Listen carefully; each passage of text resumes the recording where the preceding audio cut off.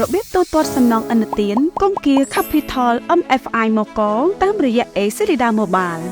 គង្គា Capital MFI មកកបានសហការជាមួយនឹងធនាគារ Accelida ដើម្បីបង្កើតភាពងាយស្រួលជូនអតិថិជនដែលអាចទូទាត់សំណងឥណទានគង្គា Capital MFI មកក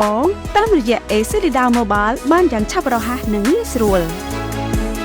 ដំបូងសូមបើក Accelida Mobile ហើយចុចលើមេនុយបង់ប្រាក់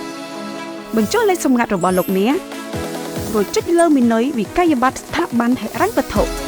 ស្វែងរកស្ថាប័នគង្គា Capital MFI មកកសូមជ្រើសរើសគណនីកាត់ប្រាក់ចេញហើយបញ្ចូលលេខវិក័យប័ត្ររបស់លោកអ្នកបញ្ចូលចំនួនទឹកប្រាក់ដែលត្រូវបង់ហើយចុចចូលព្រម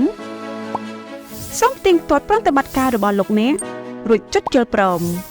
លោកអ្នកបានទៅទាត់សំណងឥណទានគង្គា Capital MFI មកករួចរាល់ហើយសូមអរគុណ Accelida ប្រជាធនាគារដែលលោកអ្នកជឿទុកចិត្ត